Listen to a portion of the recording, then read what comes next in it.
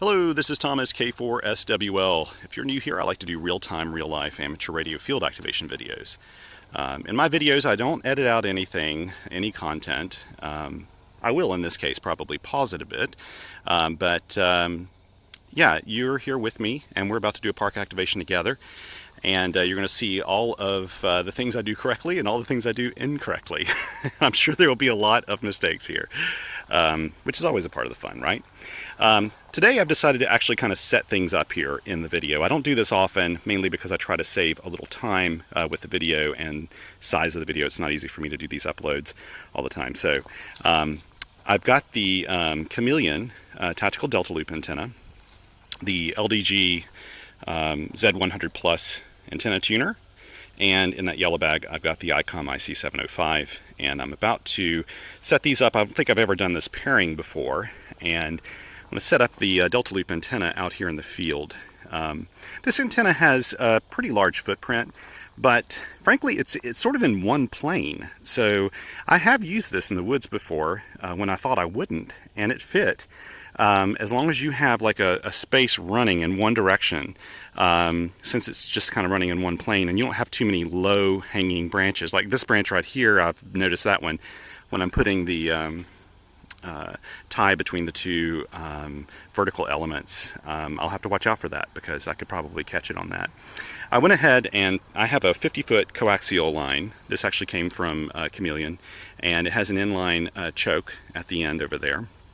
I stretched it out just so I'd know roughly where I could place the antenna out there. And that's the only thing I've really done in advance, other than pull these components out of my car. Now, I will be pausing this video. I'm using my Google Pixel 3, and sometimes the pause doesn't work correctly. But hopefully I can pause this, still do it as one big video file that I can upload here in a little bit while I have some internet access. So I will tell you, the tactical delta loop, I have used it now quite a few times in the field. I think I've only made 1 or 2 videos with it. I really like this antenna.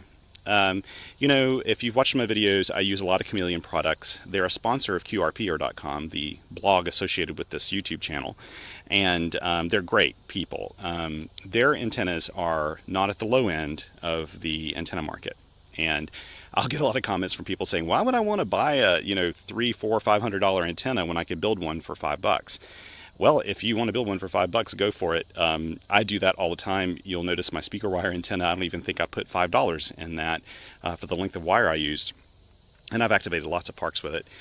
The thing about Chameleon's products is you're really kind of designed almost like they're almost like a military field deployable antenna. So you're paying for U.S. manufacturing in this. These are designed and manufactured here in the U.S. You're paying for U.S. labor when you buy this antenna, and I can tell you it is engineered beautifully. All of their products are engineered really, really well.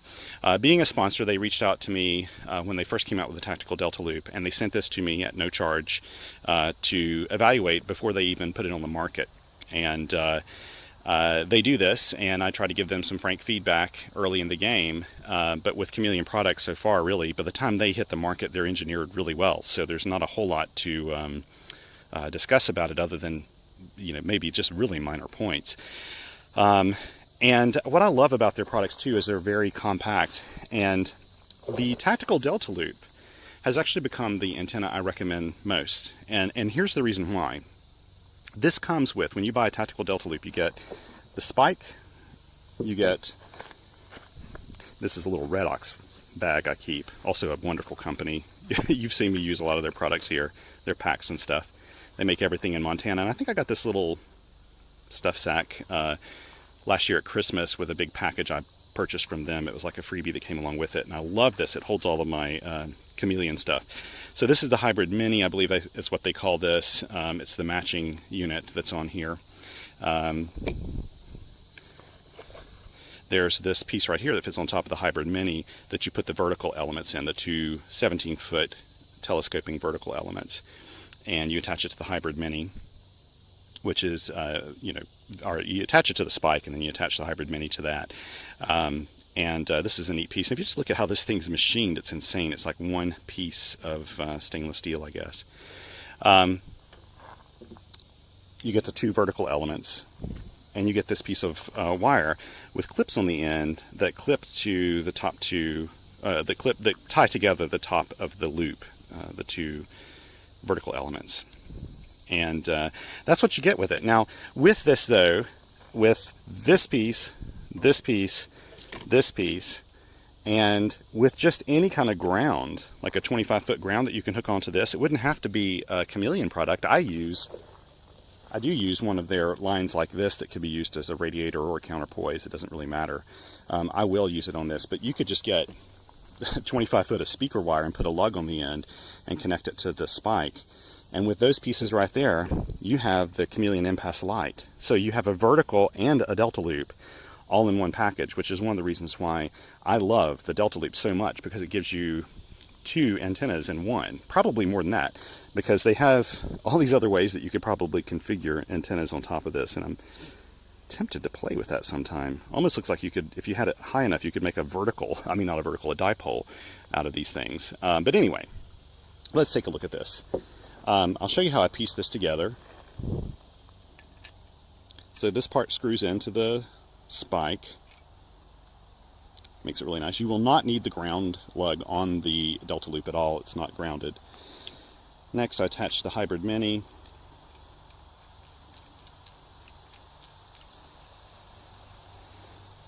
Then I attach one of the radials to this, to the hybrid mini.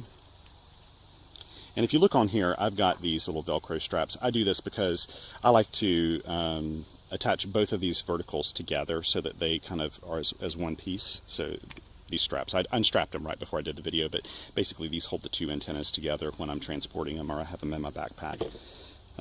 So that's something else I added. You can get these for, I don't know, $5 for 100 of them or something at hardware stores. I use them on everything. Let's put this next one in. I will say it's a little funky at first when you're using the delta loop because these are at a weird angle and this stuff's so precisely machined, there's just no play at all. There's no way you're going to mess up the threads on it. And so I have been known to take a long time to try to get that thing in because it's at an awkward angle. Okay, so what I'll do now is try to turn the camera around and hopefully point this to where you can see everything. Here we go. I think you'll be able to see me set this up. Now, I'm going to be at a distance. You won't be able to hear me talk. I don't have a wireless mic on of any sort. So, but you should be able to see what I'm doing here. The only tricky part to this at all is attaching the wire to the top of the vertical elements. So here we go.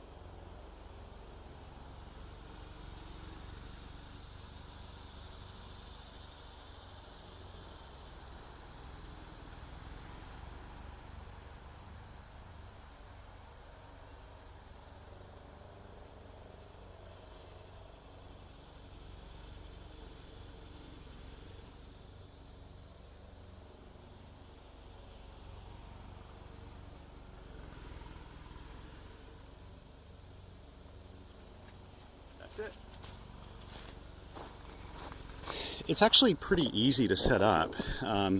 You saw I flubbed that up once. I didn't get the clip done properly on the end of it the first go around. But that's okay. I can always do it the second time. You could easily attach the middle line with these only partial way up, and it probably is a little easier, and then extend it out. That's fine too. I've also found that these vertical members are so strong, I'm not too worried about hurting it by bending them around and moving them around the way I want to. And of course, you can turn this very easily. I could turn this to be oriented any way I want it to by just moving it like this. In fact, I probably will move it this way right now. There we go. I think I should probably get on my compass and see. I'm going to start this on the 40-meter band, and in 40 meters, this acts more like a NIVIS antenna, so it's more like near vertical incident skywave, so I should be getting some states here and around the area: Tennessee, Virginia, Kentucky, Georgia, South Carolina, hopefully. I have no idea what propagation's like today. I'm really eager to take this antenna on a summit sometime soon and try it on 20 meters. I think it may be an excellent DX antenna on 20 meters on top of a summit, where you can get that, really take that low angle, or the angle for DX off of this when you have no ground beneath you at all. I think on 40 meters it's probably a little less directional. 20 meters, I think it probably is very directional when you move it around. And anyway, let's get going here. I'll probably pause the video as I start to set some of this stuff up, but no, maybe I'll just show setting up the radio as well.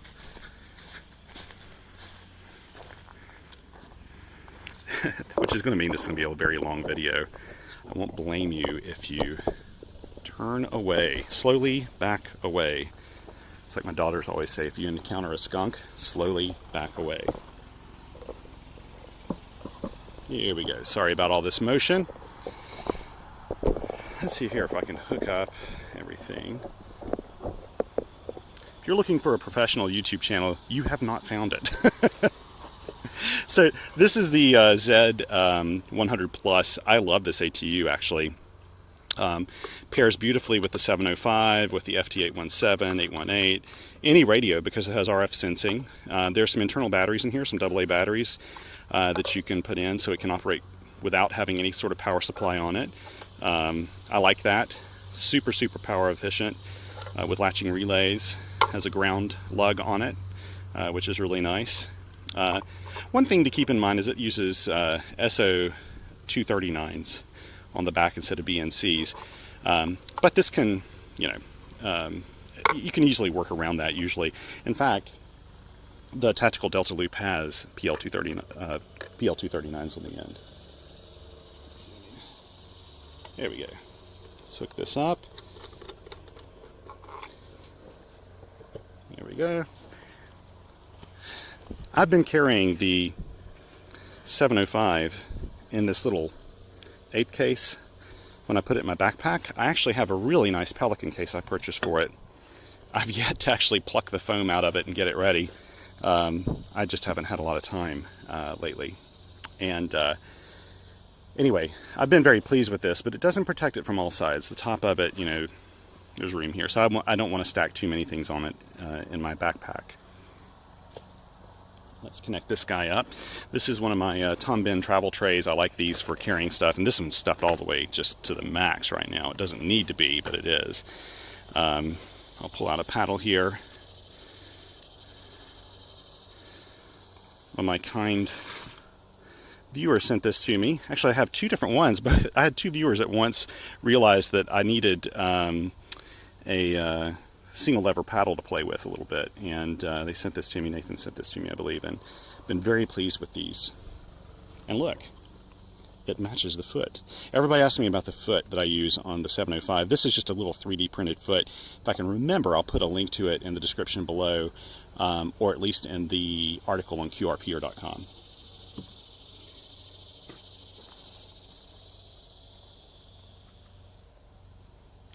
Should tell you it's about I think right now 87 degrees outside.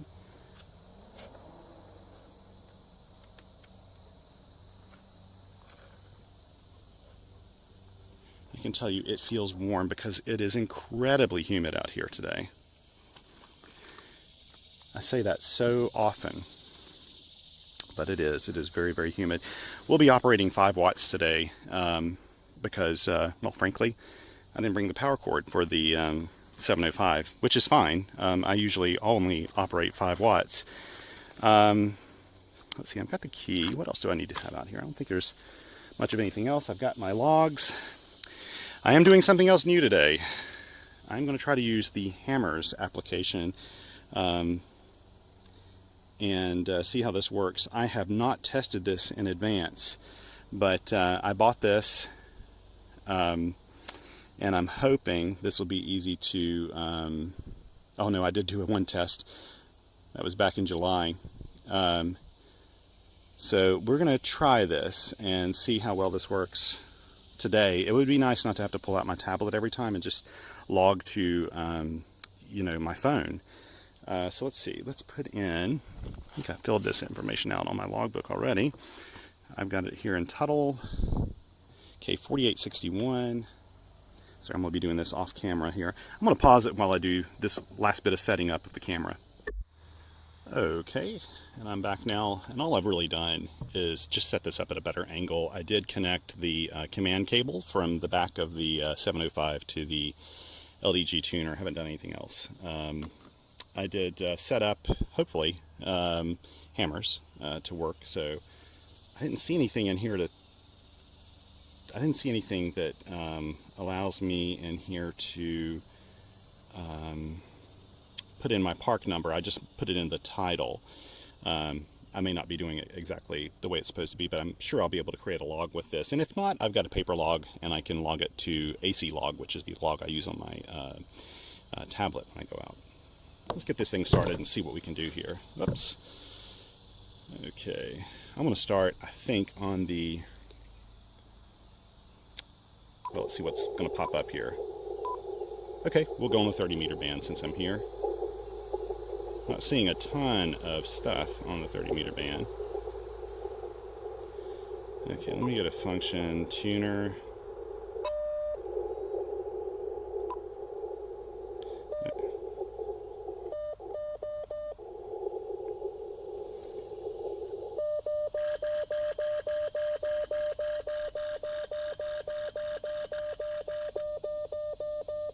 Okay, there we go. Let's look at the menu meter levels. I'm getting about a 2-to-1 on this. A little surprising. I was expecting closer to a 1-to-1, or at least a 1.5-to-1. Let's try that one more time. I'm probably not doing this ATU thing correctly. Okay, maximum power, let's see. Maybe I disengaged it when I did this. There we go, 1.5-to-1. I obviously just don't know what I'm doing with this. I actually, to be honest, the last time I used the 705 with this tuner, I didn't even connect the command cable. I'm not a big fan of the command cables, to be honest. I prefer just using the RF sensing tuning most of the time, but okay, let's see what we can do here. Now, I will need to announce myself. I have not scheduled this activation, so I'll send this QRL.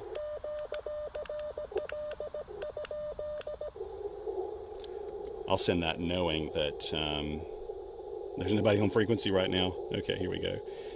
Let's move over here to function. Whoops. I have to remember all these things are. Let me announce myself on the POTA network. People have asked me about this too. But basically, I don't have an app. I don't know of a POTA app, to be honest. What it is you go to POTA.app, which is basically the website for the POTA spotting.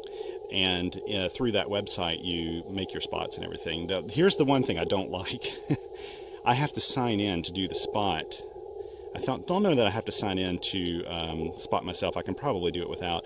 But if I sign in, I use my Google credentials, and sometimes Google wants me to confirm this on a different device that I don't even use, and it only allows me, yep, that's what it's asking me to do this time. So I'm hoping I can just spot myself without doing that. Else I'm going to have to send a message out to a friend and ask them to spot me. It used to be that you could spot without having to be signed up. Let me pause this 1 second and see if I can get this verification done real quick. Okay, so since I'm using my Google phone to do this video, I know that if I switch over to the settings and dig out a verification code that they need for me to spot myself, that I'll end up having to make a separate video because it'll break them up. So instead, I've actually just texted some friends and asked them if they would spot me, and hopefully they're around and they'll be able to do that. So we're starting on 30 meters, CW. I'll just go ahead and have it send my CQ. This could take a while. I don't know if either one of my friends are available right now to spot me, so we'll have to see what happens. So it's 11, 12, 13, 14, 15.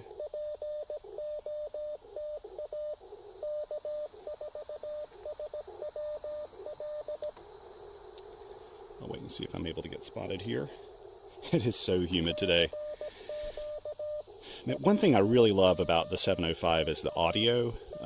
It's a great performing radio. It's probably next to my KX3 in terms of performance, but the audio out of it's one of the nicest of any of my truly field portable radios, which usually that's one of the negatives of a field portable radio is the built-in speaker's teeny and doesn't work very well.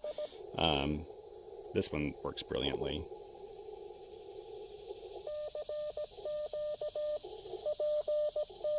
I'm not seeing a lot of activity on 30 meters though, which is not the best sign in the world, to be honest.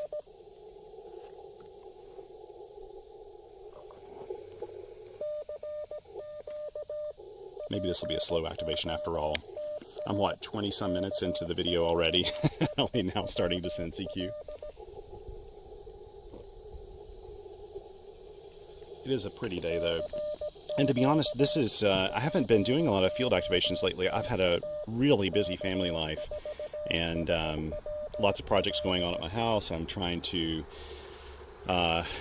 reinstall batteries for my little off-grid system, which is 4 6-volt flooded cells that are 360 amp hours, if I remember correctly. And it's a 24-volt system that's actually used to run our fridge and freezer in our house. And I need to replace those out. They're 10 years old and they just don't function very well anymore. And during COVID times, it can be really difficult to get a hold of things like batteries like that. And these aren't lithium ion, they're just plain old flooded lead acid batteries. But they work really well for the job that we have for them. And those same cells also provide backup power for my shack. In fact, in my shack, my radios almost all the time run on those batteries, so they're off-grid. But anyway, I'm trying to arrange that right now, and I've pulled things, worked on the connection cables, and it has been a chore.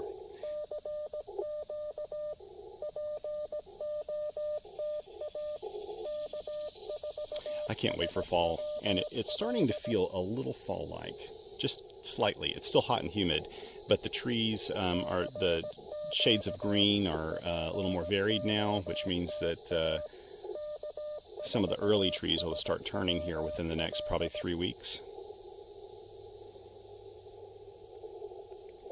But I'm much more a fall guy. I much prefer cool, crisp weather. I can deal with really cold, frigid temperatures much better than I can hot and humid.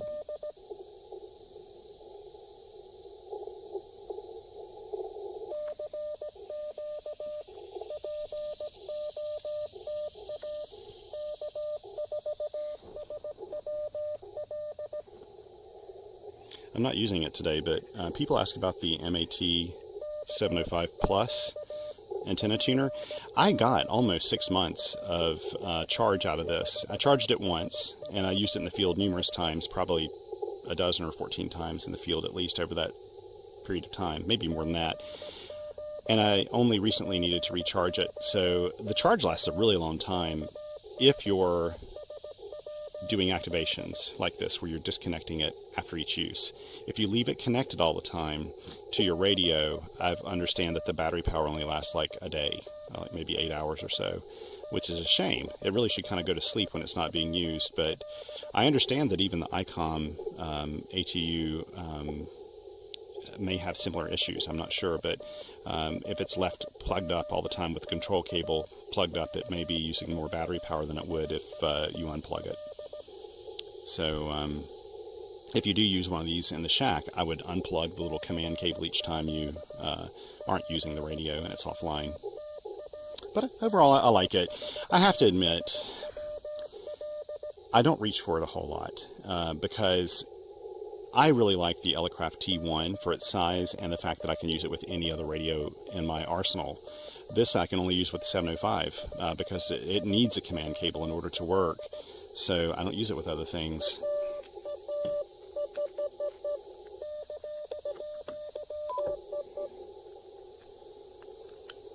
Whoops, did I do something wrong here?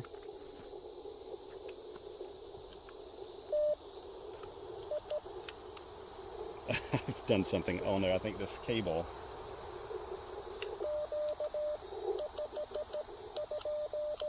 There we go. I just didn't have it plugged in all the way.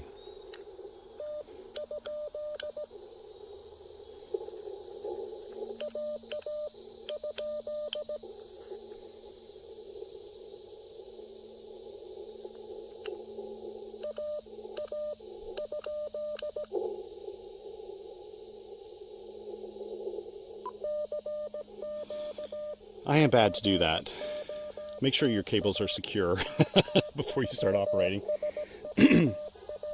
Actually, you know, it was secure. I sent QRL with it earlier. This must be one of my bad cables. I need to dig in here and see if I can find another cable here real quick and label this one as one that doesn't work. Let's see. I have a really nice quality. Oh, here we go. I purchased a really nice quality cable.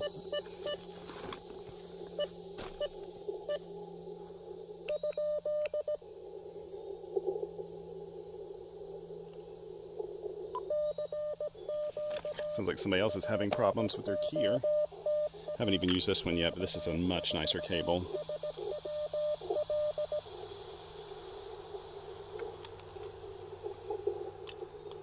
Let's see here.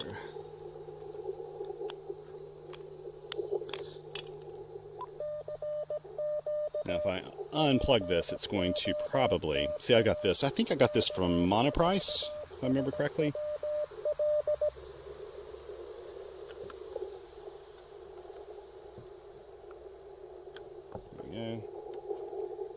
See if this works.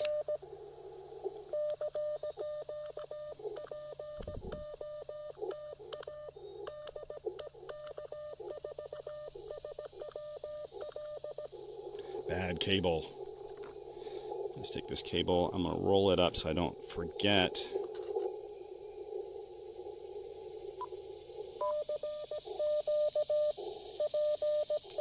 And use it again. One thing I notice about these, and I can't even remember where I got these little cables, but they get, and this is probably the problem right now, they get...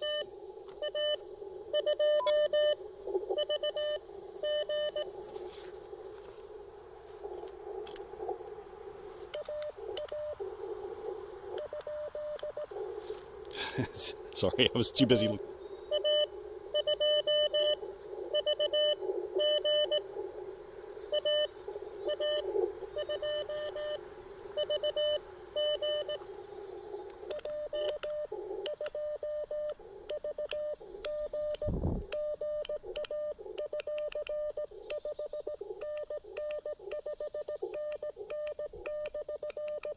I sent good afternoon, but it's not afternoon yet, it's still morning.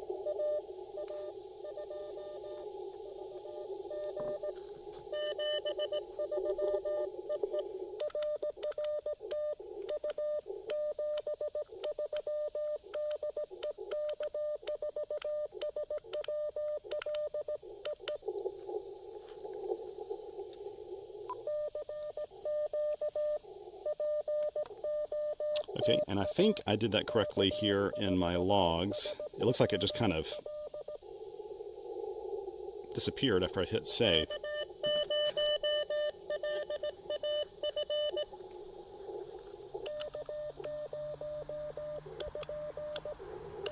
Sorry.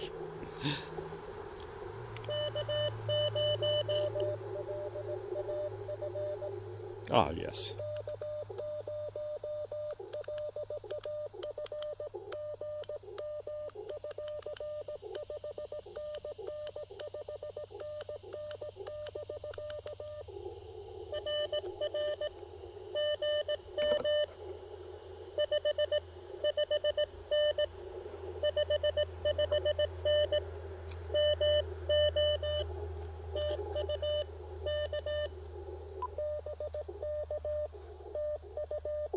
You know, I like how convenient this is, but I can tell you now, I hate typing on my iPhone.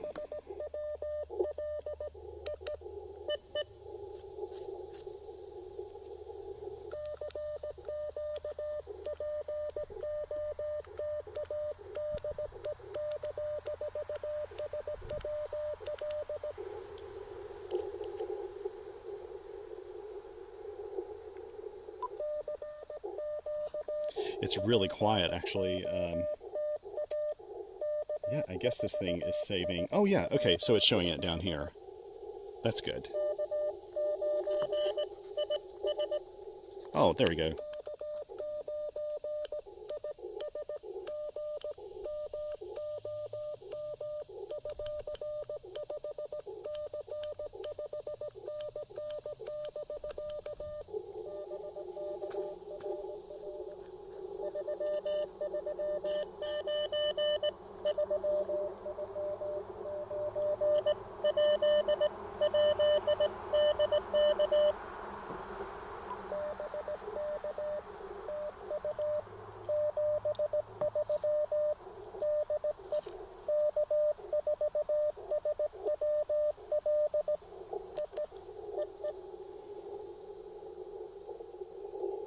K9IS, I just heard from him this morning, and he did his very first activation. He's an avid CW hunter. I've worked him so many times on the bands.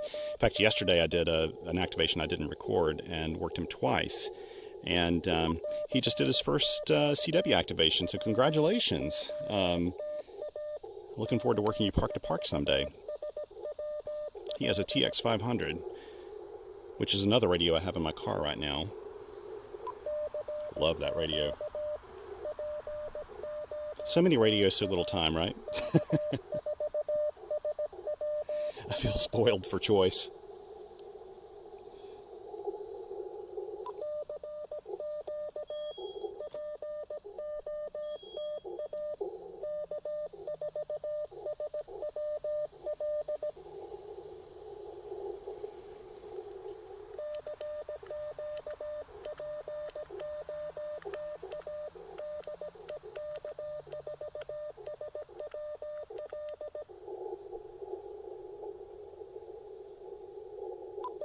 May move up to, or move down to 40 meters here in a second. We'll give that a go, and that should give me some NIVIS action.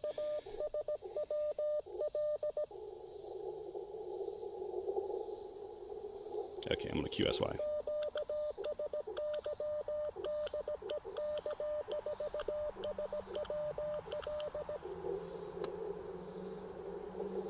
Okay, let's try this. Let's see how well I can tune this up on the 40 meter band. Is anybody there? I don't hear anyone. Let me try using the tuner function, see if I can get that to go. No, it's not. I'm sure I've done something wrong here.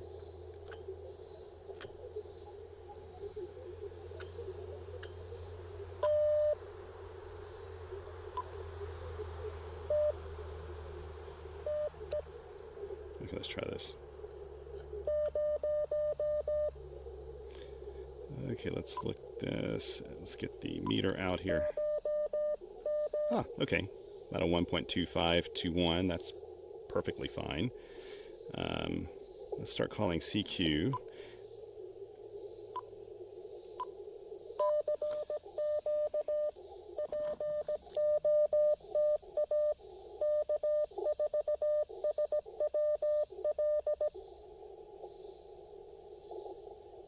you know what?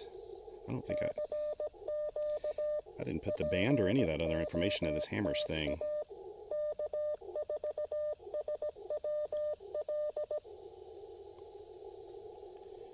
Okay. 4861.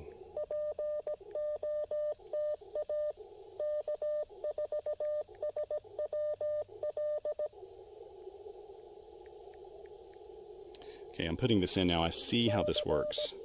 Down below the first entry is where you have the information for your contacts. So I'm gonna have to go back and correct these entries right here. But now I've got everything in, so it should keep that. I now see how to do that. Okay, that's a little I guess it makes sense to have this at the top and then the information down at the bottom. But I wasn't aware of that, so that makes sense. Okay, fair enough. I should be able to go back in and edit that and fix it.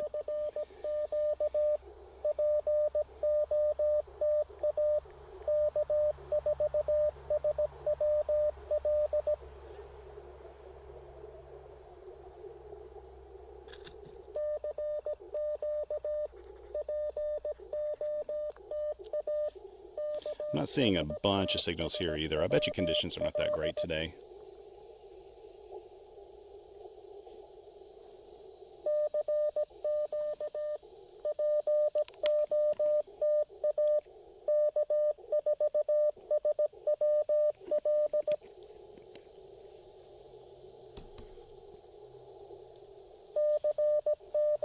Ooh, I'm sweaty. I'm planning to go for a hike after this, and I'm really looking forward to it, frankly, but it'll be a sweaty one. I can't help it, though. I am not meant for this kind of weather, as I've said in so many videos before. I should have been born in Canada. I really should have.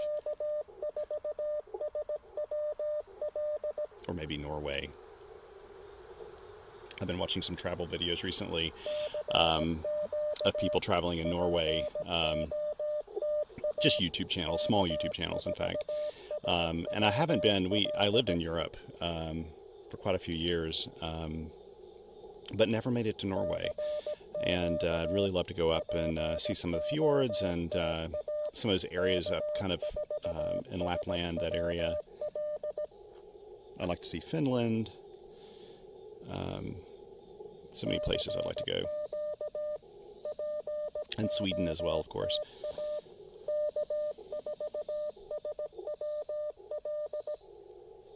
Another place I'm particularly fond of, at least kind of in this nostalgic, romantic way, are the Faroe Islands. I really like kind of rugged island places, and the Faroe Islands to me have always sounded like such a fascinating place, you know, kind of between Iceland and Scotland, and off on their own, and just an incredibly rugged coastline in some places, but just spectacular beauty from what I see. And I will go there sometime. In fact, I think there's a ferry that goes from maybe some of the islands, I don't know if it's the Hebrides or the Shetlands in Scotland, up to the Faroe Islands, and then over to Iceland. And that's something I'd like to do sometime. I know my wife and kids would enjoy that. Maybe sometime after this pandemic finally ends, I'll be able to run out and do some of those things. Okay, so I just got a confirmation from my buddy Mike, K8RAT, that I've been spotted. May hear from him here in a second if he can hear me.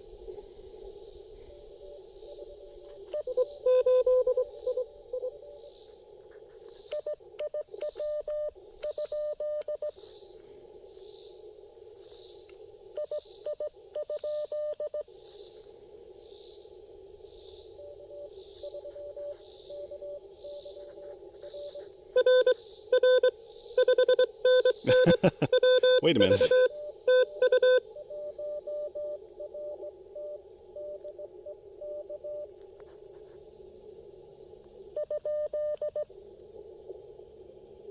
Sounds like somebody else is on frequency. I wonder if someone else is.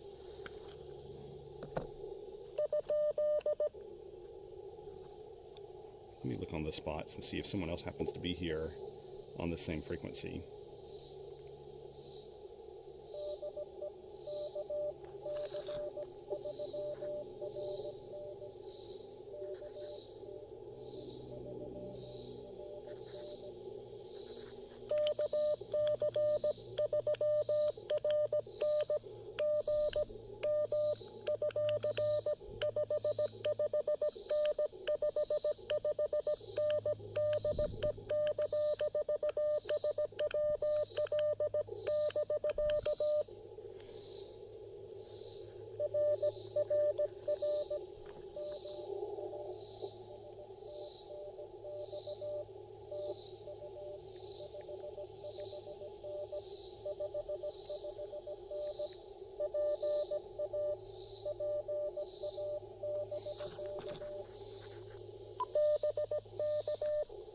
So I'm getting kind of sloppy here.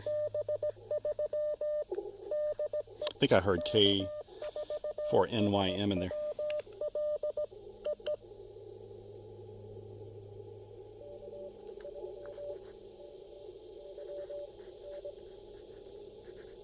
Okay.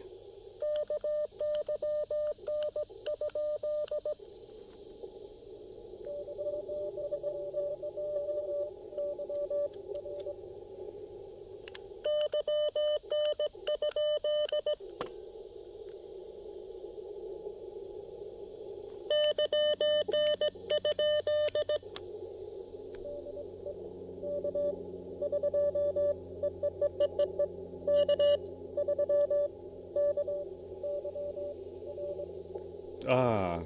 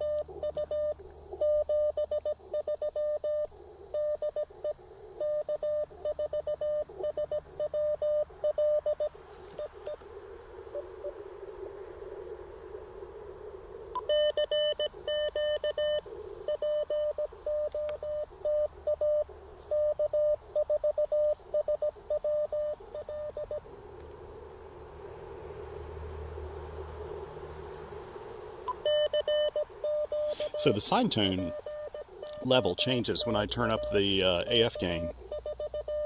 Excuse me, which is both good and bad, I guess.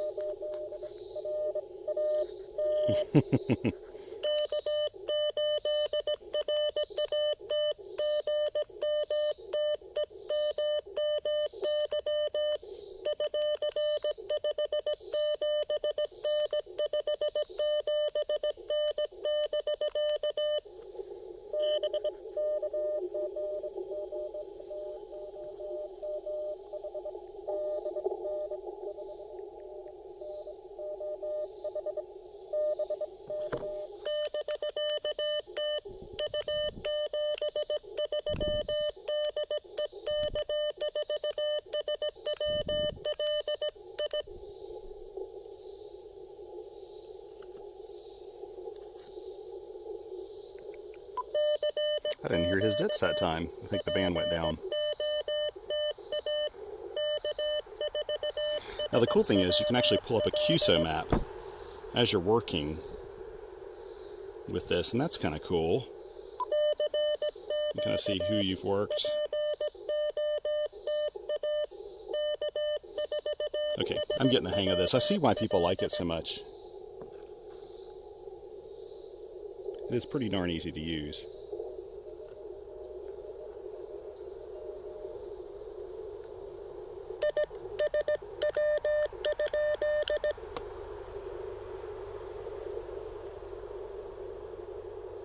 I can barely hear somebody in there.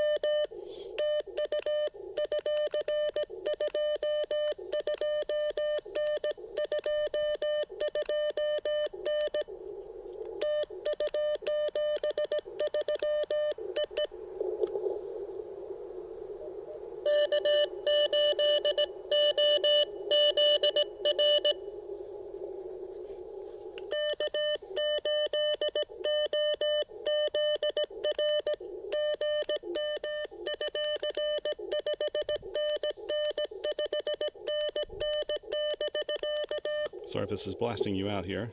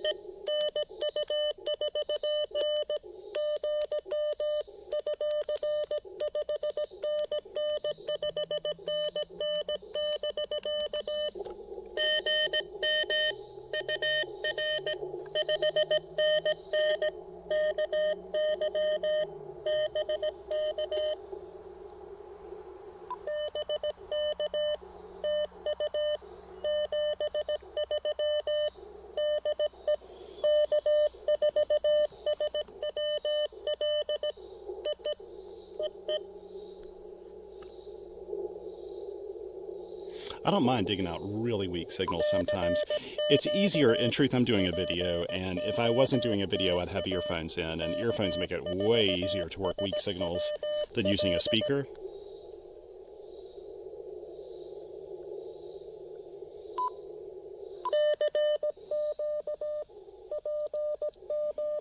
Again, I'm sure the audio is all over the place in this video, and I'm sorry about that. What I could do sometime is export the recorded audio, because this will record the audio on the 705, and I could export that and you would hear super clean transmitted and received audio. But then I'd have to implement voiceover on it and everything. It's just, I don't have time to do that. I stay really busy.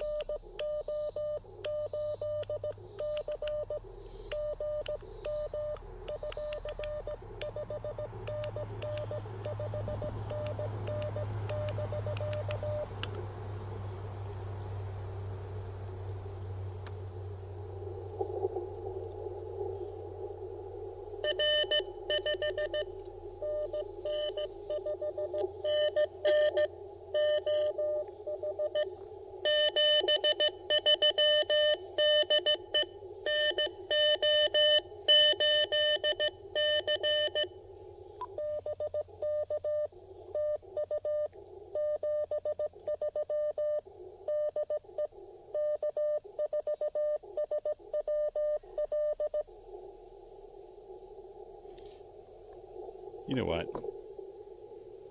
I'm not entirely sure that there's not another station buried under here somewhere. I'm going to move up to the 20-meter band. I think somebody's moved in here. In fact, I'm questioning this call, if they were answering me, is one of two things. So this does happen sometimes. I was using 7063, which is, it's one of my favorite CW frequencies for POTA and SOTA and stuff, but a lot of other people use it too, and sometimes people, they just can't hear somebody else on the frequency and they'll start operating, and I'm betting money that someone is on that frequency or just came on that frequency, because I can't tell if this person was working me or not. It sounded like it. It sounded like they didn't have QSK, full break-in QSK running, and so there was a little bit of a delay after they were keying and they couldn't hear me come back. But it could have been too that they were working somebody else, so I'm not so sure about this particular contact, but hey, yeah, that happens in the field. Let's move on here. I don't hear anybody on this frequency. Let's see if we can tune real quick. Ooh, sounds like I got a good match already.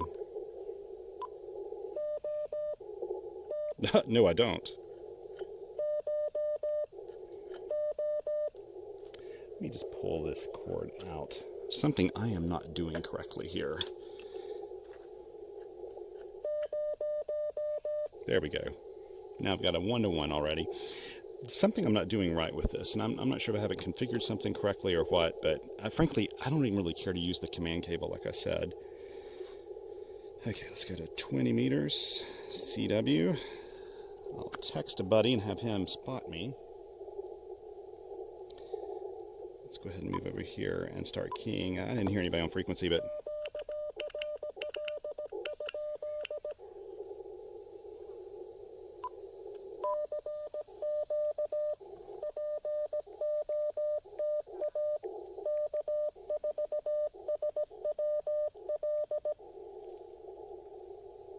I need to go back into this and change the frequency I'm on.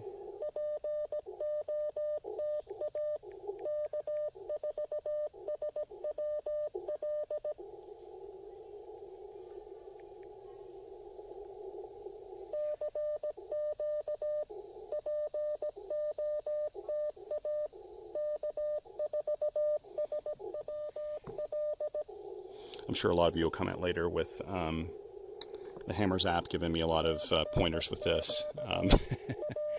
I just decided at the last moment today when I was setting up, I need to use this app. I have my tablet with me. I was planning to use AC log, but this is awfully nice. This is great for SOTA because when I do SOTA, I usually do not take a tablet with me in the field. It's just too much complication to take it and sit on a rock or sit on the ground and then log to one side. But having my phone, that works. My only gripe is, of course, I just hate typing on phones. I've got a little Bluetooth enabled keyboard I could bring along too to type if I wanted to. But then that'd be another accessory. I prefer not to do that, I think. How many do I have? 1, 2, 3, 4, 5, 6, 7, 8, 9, possibly 10. Here's one thing you should know about Parks on the Air and Summits on the Air and all those other programs. Their activities are not contests, so none of these things are double verified by any kind of contester or anything. So if you log someone that you didn't mean to log, or you get a call sign incorrectly transcribed or something, I mean, that happens. And if it does, it goes into the log anyway. So this person, I'll probably leave him in the log, but I'm not sure if I worked him. Maybe if you're watching the video, you can tell me if you worked me or not, or if you were working someone else.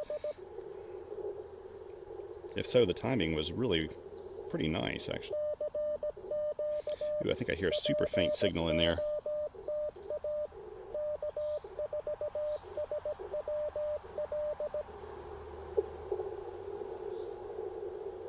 Maybe not.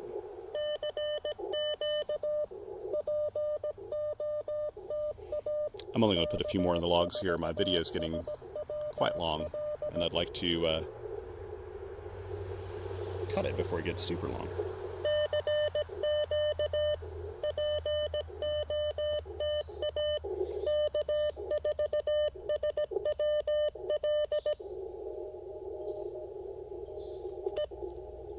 Oh, I hear somebody else calling CQ on top of me.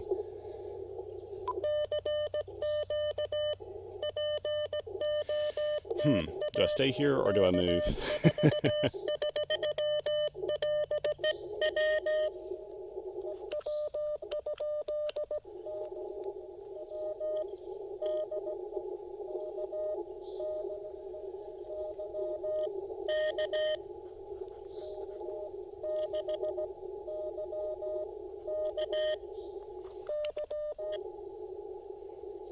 Oh wait, K6.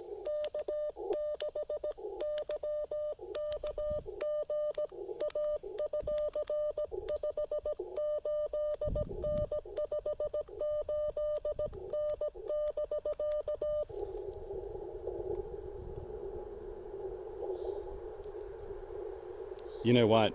I think that there's somebody else on this frequency as well. Oh, no, maybe not.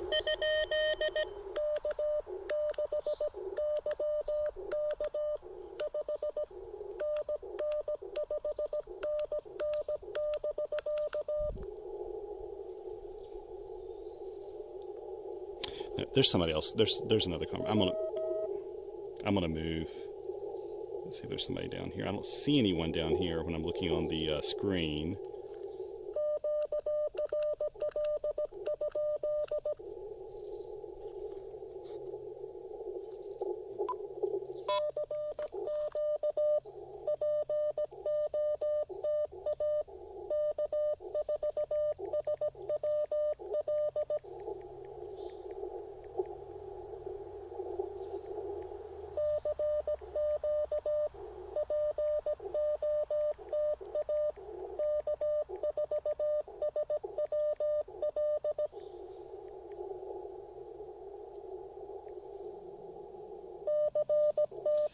let's see here. The reverse beacon network functionality with the POTA website should automatically spot me on the new frequency.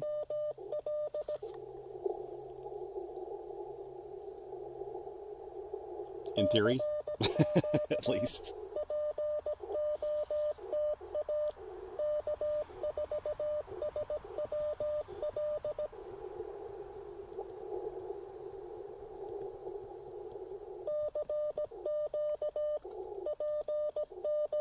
Conditions today are not wonderful, I can tell you that now. I think I actually have my Chameleon end-fed sloper, which I've been super pleased with. When conditions are bad or poor, it's a very efficient antenna. And I could have easily set that thing up just optimally here today. And I think if I would have thought about that in advance, I'd have done it. The Delta Loop's great, actually. And I think it's doing a fine job. Obviously, I've pretty much got an activation in the books already. But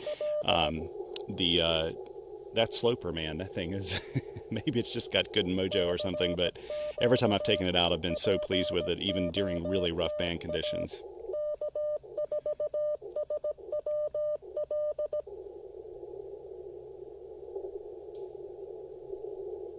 This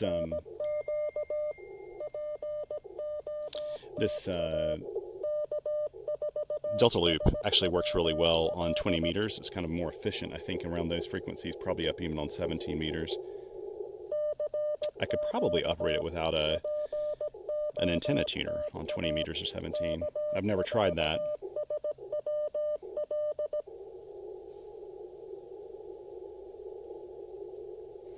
You know what I may do too is run out here and change the orientation of the antenna. Let's see here. Let me pull out my compass. People ask about this sometimes. I use the compass on my phone.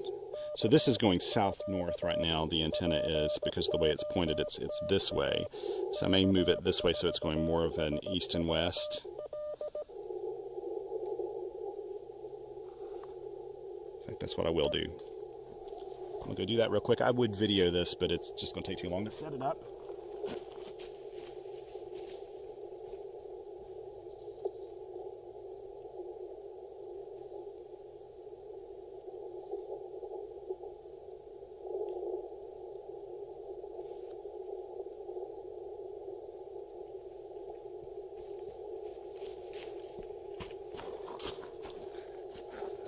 Hit this. Okay, there we go. I've oriented it more east and west now. Let's see what that does.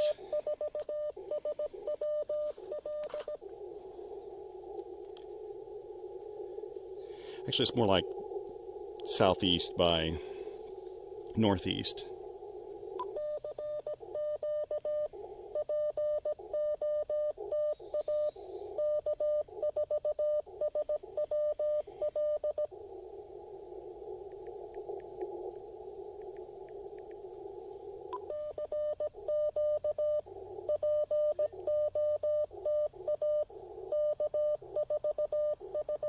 So I'm just texting a buddy, thanking him for spotting me.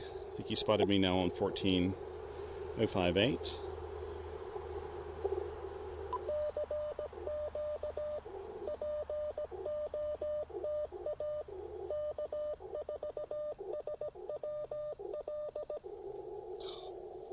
Somehow I really messed up the frequency here. On hammers, I had like some 714 megahertz in here. 14.058.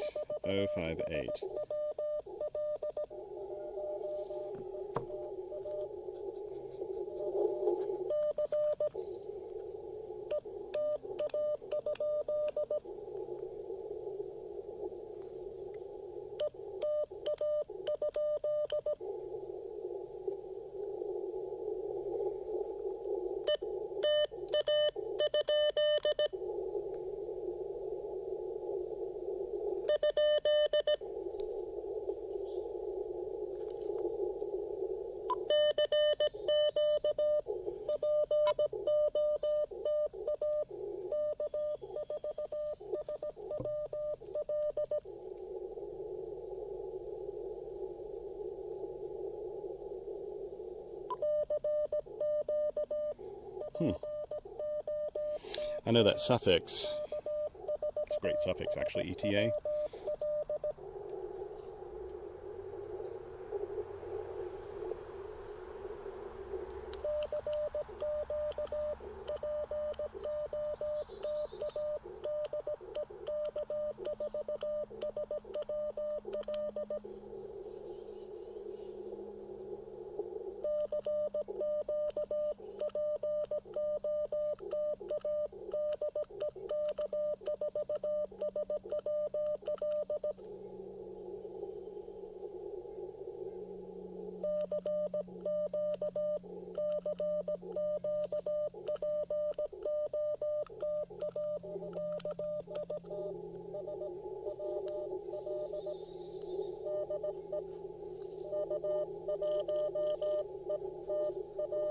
There we go.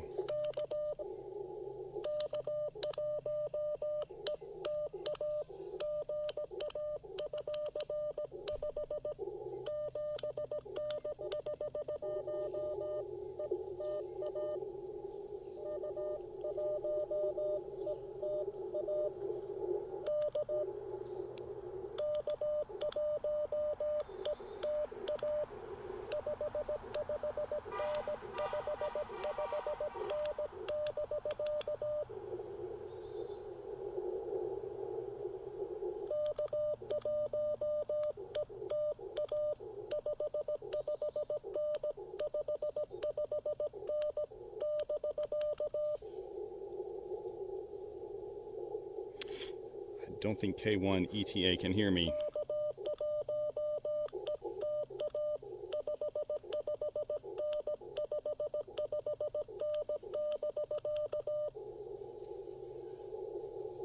No. See, sometimes it could be on the other person's end, there's more noise. You know, being out here in a park, you're usually blessed with like super low noise levels.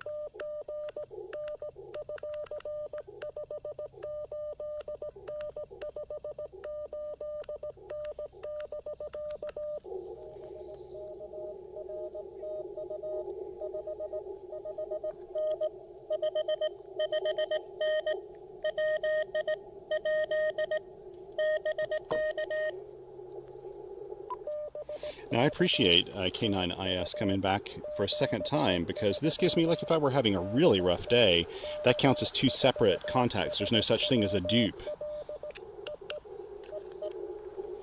in Parks on the Air. And so he could have helped put me over the top. In fact, technically, I guess if this wasn't a real contact, and I never was able to complete that one, if this wasn't a real contact, then I'd only, you know, he's definitely put me over the top to have 10. Not that anybody would have ever known. I always tell people there's no Parks on the Air police. This is all done just good faith, and that's the way I always approach it. I always do my best. It's easy in a park like this where you have really defined boundaries. I mean, it's easy to know that you're on the park grounds. Game lands and things like that, sometimes it's difficult to know, and especially if you're trying to do a twofer. I'll go do quite a lot of research to make sure that where I am, if I'm claiming it's a twofer, that it's actually a twofer or a threefer, meaning that there are overlapping park entities in one spot. Some people don't do that, and I'll see reports from people, and I can tell that they've not really done a twofer, but they were close to having a twofer. You know, they weren't maybe technically on two different entities at the same time, but they thought they were, and they did, you know, some due diligence, and that's okay. I mean, that's what this program's about. But you know, I'm really careful with that, and I try to log correctly, I do not send in accurate signal reports with my POTA logs, because they don't even really look at those when they suck in your logs into the system.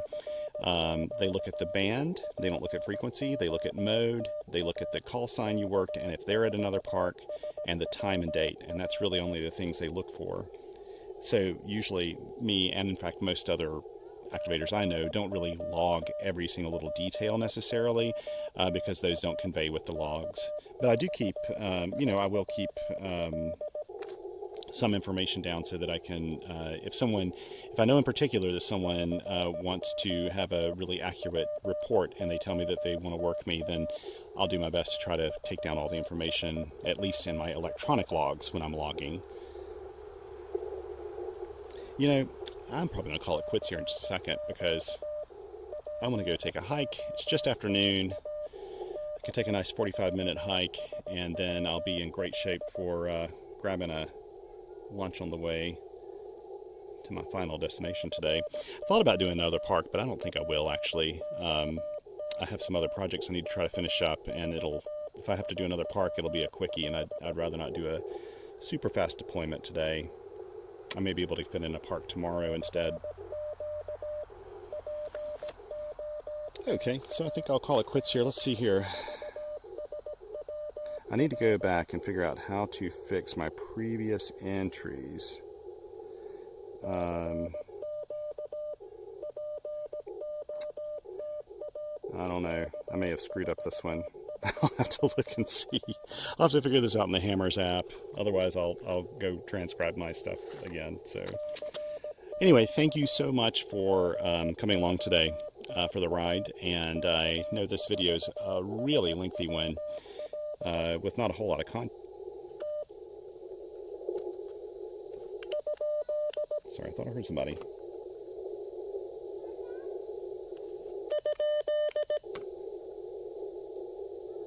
Maybe not. Okay, you know what? I'm going to turn this off right now.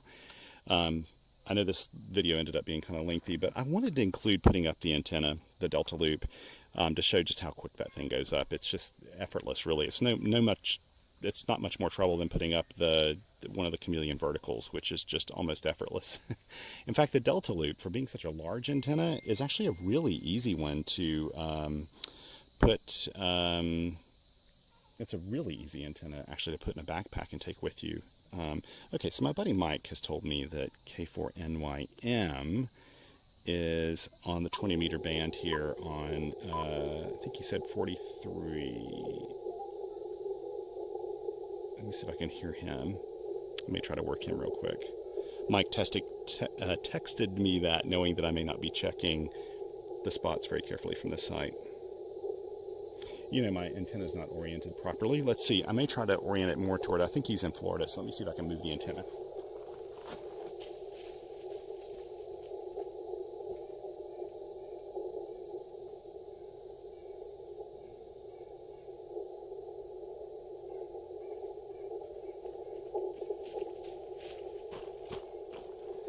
If that'd make a huge difference or not.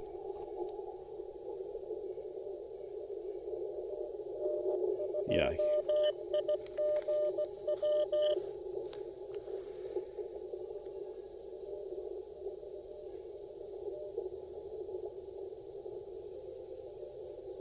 Oh, he's really weak in there. You know what?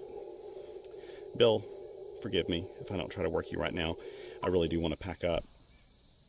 I do need to get going here. And again, thanks so much for hanging out with me today. And I hope you find some time to play radio in the field here soon. And I'll go put this guy up. What I was saying, though, is it's so compact. I mean, you really only have one extra vertical and one small piece, and that's the only difference between it and the in-pass light, which I take on a lot of SOTA activations. So I need to find the right... I may pack it in next time I go on a SOTA activation. Right now I'm doing kind of unique summits, so ones I haven't been to before, so I don't know what the summit's like. But as long as there's a place I can set this thing up, and usually there is on most summits, the higher summits, this could be a killer antenna on 20 meters, especially if I orient it so it's west and east on 20 meters. I could maybe pick up some of the Euro stations, and they may hear me a little bit better. and the West Coast stations. And then on 40 meters, it could open it up a little bit to some NVIS stuff. So look for that in a future video. I don't know yet what summit I would do this on, but you know, there is one on the Blue Ridge Parkway I haven't been to yet that I think is a bald. So there should be plenty of room up there, and I may just pack this guy in and do that, and probably just pair this antenna with my Elecraft KX2, so I won't need to carry an extra ATU with me. Anyway, thanks again. I'm going to pack up and take a quick hike. 7.3s, and if you feel like it, you can hit subscribe, and thanks for all the kind comments you put in here. And if you've got any questions, feel free to leave them. I try to get to the comments at least once a week. Some weeks it's really challenging for me to catch up with them, but always love your kind comments, so thanks so much.